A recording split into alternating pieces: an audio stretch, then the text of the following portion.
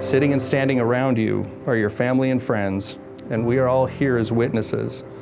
We can help by praying that your commitment will stand the test of time, and if necessary, we'll remind you along the way of the vows you're about to exchange. Your love for the Lord and for each other is going to make this marriage a delight for us to observe and a deep joy for you to experience.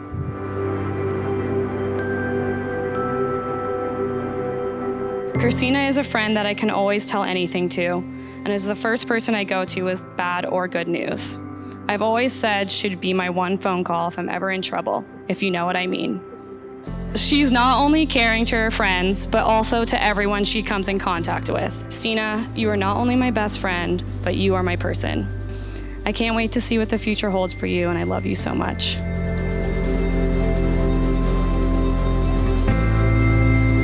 There's been so many memories over the years, most involving a few too many beers. We call you T, Tub, Tay-Tay, and Power T. But to me, you're a brother, and you'll always be family. But there is so much more to say about Tay. You've been at my side for all my tough times along the way. When the chips are down, you're always around, and I could not have asked for a better friend, I'll say.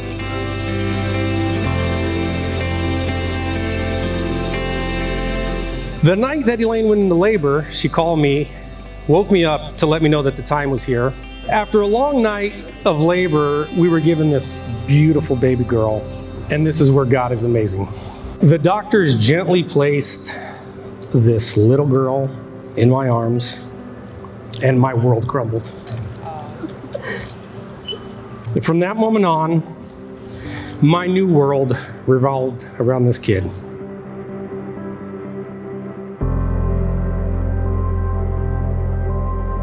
Weddings are precious, brief moments, moments to savor and enjoy now, and moments to recall later as beautiful, loving memories.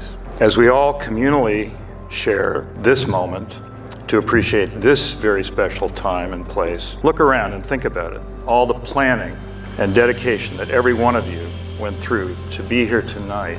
With the honor of your attendance, you have affirmed your loving commitment, not only to Taylor and Christina, but importantly to your own spouse, family, and friends.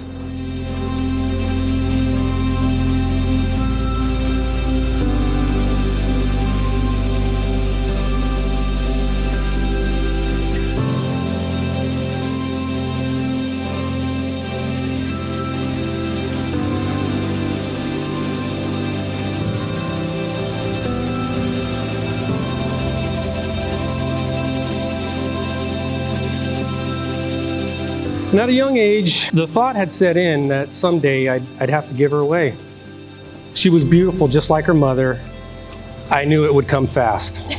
Taylor, just like that doctor that handed me this beautiful girl and changed my life, I'm now put her in your arms. Keep her safely there and let her change your life.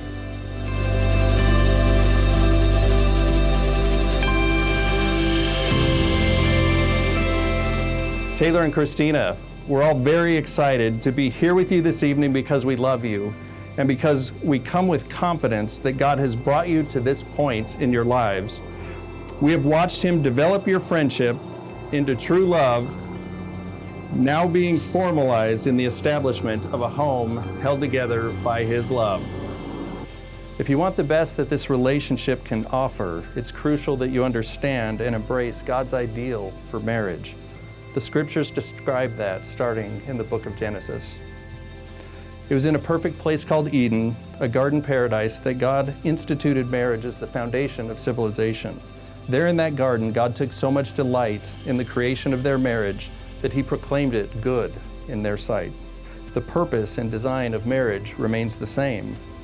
Two individuals, each with their own strengths and weaknesses, who have been brought together to complete a beautiful picture of His love. Any husband and wife trying to love without a heart possessed by the author of love is going to run out of momentum quickly. And love will regularly test us, and when we only have our human resources to draw on, we'll find ourselves in quick trouble. We need a source of love that knows no boundaries, a God who would trade heaven for earth, walk the dusty streets of civilization, and climb upon a cross that was meant for us. Secure love, therefore, requires a secure relationship with the God who is love. Taylor, do you take Christina as your wife to live together after God's ordinance in the holy estate of marriage? Do you promise to love her, comfort her, honor her, and care for her, whether in prosperity or poverty, sickness or health, and forsaking all others, keep yourself only for her, as long as you both shall live? I do. Christina, do you take Taylor as your husband to live after God's ordinance in the holy estate of marriage? Do you promise to love him, comfort him, honor him, and care for him, whether in prosperity or poverty, sickness or health, and forsaking all others, keep yourself only for him, as long as you both shall live? I do.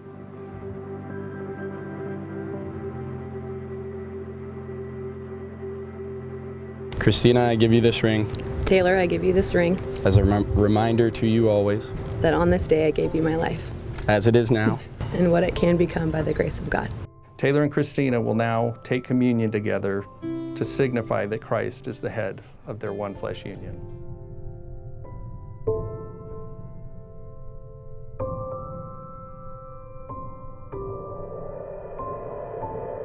As we look ahead, we pray that their future will never lack the convictions that make a marriage strong. Bless Taylor as provider and protector. Sustain him in all the pressures that come with the task of overseeing a family. May his strength be Christina's boast and pride. And may he live his life in such a way that she may find in him the haven for which the heart of a woman truly longs. Bless Christina. Give her a tenderness that makes her great, a deep sense of understanding, and a strong faith in you. Give her that inner beauty of soul that never fades, that eternal youth that is found in holding fast to the things that never age. Teach these two that marriage is not living for each other, it's two people uniting and joining hands to live for you. Give them a great spiritual purpose in life. May they seek first your kingdom and your righteousness, knowing that you'll sustain them through all of life's challenges. It's my privilege to declare that you are now husband and wife by the authority granted to me as a servant of Jesus Christ and according to the laws of the state of Arizona. Taylor, you may kiss your bride.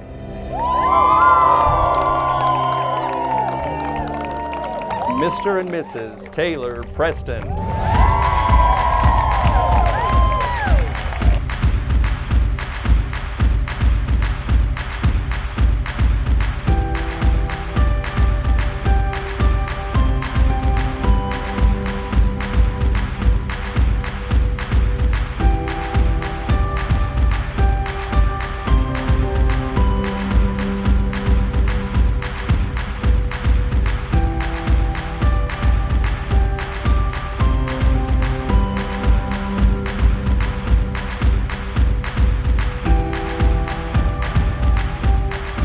What's happening this evening is far more than two people getting married. Two lives are fusing into one. Two families are converging, each bringing with it a rich heritage of memories and experiences that will affect the other. This is far more than a wedding. It's a new branch on family trees. It's the establishment of a Christian home.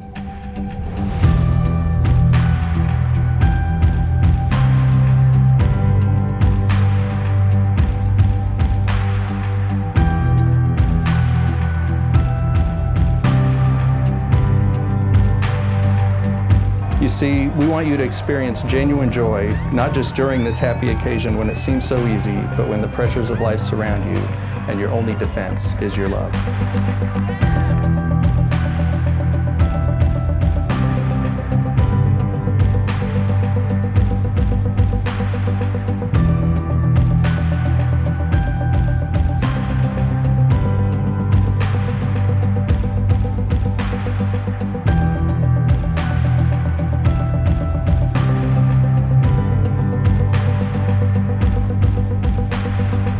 I had so much fun with her. She truly was my little buddy.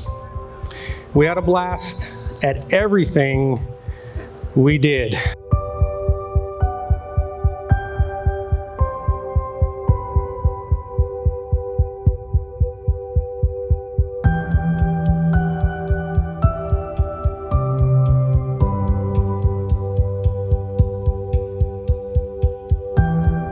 Pam and I are incredibly fortunate to welcome Christina into our family. She brings a beauty and elegance to complement Taylor's assets.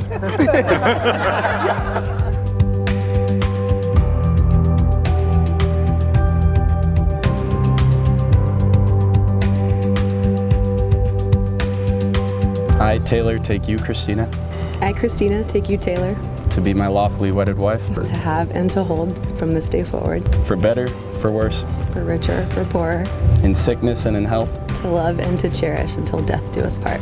according to God's holy ordinance.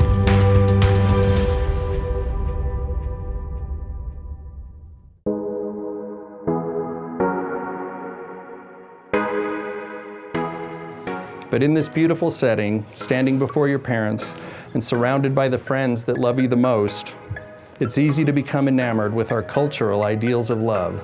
Reality, on the other hand, can be sobering. It's easy to laugh and be joyful at a celebration like this, but those smiles must ultimately face the challenges of life. Frustrations and pressures may not take long to make their presence known. You're going to have to be determined in your battle against a culture antagonistic to your faith.